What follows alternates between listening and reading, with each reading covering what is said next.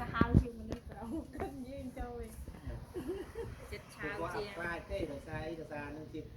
ផលប្រយោជន៍របស់អ្នកភូមិយើងមកមកបានទៅធ្វើអ្នកភូមិយើងនៅខ្លះភូមិអីប្រមូលបានលុយចិត្ត2លាន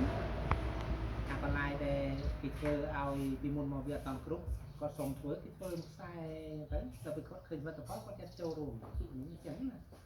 ពីអត់មានអីទេនេះគឺថាគាត់និយាយឮទៅជាខ្ញុំគាត់ថាបើមកយកវគ្គ2ត្រូវលើកនេះគាត់អត់ឲ្យទេព្រោះអីទឹកអត់គ្រប់គ្រាន់ដល់គាត់ឲ្យទៅឲ្យលុយនោះគាត់គិតថាលុយនោះយកទៅទិញទឹកវិញមិនលុយយកមកខាងយកចូលផ្លូវទេហើយខ្ញុំក៏បានបកស្រាយដែរបាទខ្ញុំបានចេះអីទេប៉ុន្តែខ្ញុំគិតតែនិយាយទៅវិញខ្ញុំប្រាប់គាត់ថាលុយដែលយកមករដូវនេះគេមិនយកមកទិញទឹកដើម្បីយកមកដាក់តាមស្រែទេលុយនេះគេយកមកដើម្បីជួសជុលបន្លាយទៅស្រែបើសិនតែបន្លាយយើងខូច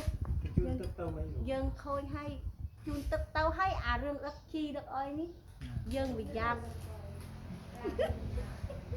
អត់ទៅបាកាមេរ៉ាក៏អៀនដល់អត់លឹងមើលអត់អីទេយើងយកគាត់ចប់យើងនិយាយពីយើងប្រាប់គាត់ចប់តែគាត់ឆ្លើយមកយើងវិញថាខមមិនទេលុយនោះយកទៅទិញទឹកឯងមិនយកលុយនោះមកគាត់តែប៉ុណ្ណោះឯងធ្វើបន្លាយទេយើងប្រាប់2 3ដងក៏គាត់នៅអត់ជឿអត់ជឿប្រាប់គាត់ប្រាប់ហើយតែគាត់អត់ជឿទេប្រាប់គាត់ថា10000នឹងយកទៅទិញទឹកមែនហើយគួរយកទៅបងឲ្យស្លាកគុំកាក់មួយ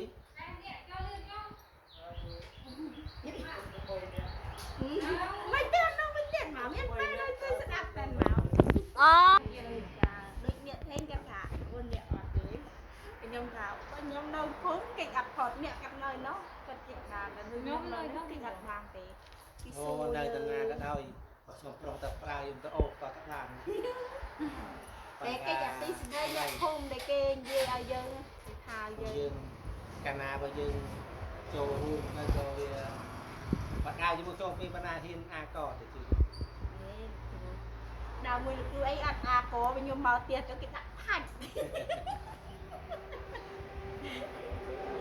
អូយមនុស្សណាអាក្រក់ដល់ប៉ុណ្្នឹងទេសម័យឥឡូវហើយអ្នកគ្រូអត់ទឹកចិត្តដល់ហាត់ប្រាំទៅទៅវាយភាសាយើងទៅដល់ផ្ទះគេយើងមិនដែរនិយាយពាក្យខ្លួនតើតែយើងទៅចកោងចងាងទៅលើបើដាក់គេទៅនាងអ្នកគ្មានណាគេនេះទេមែនអត់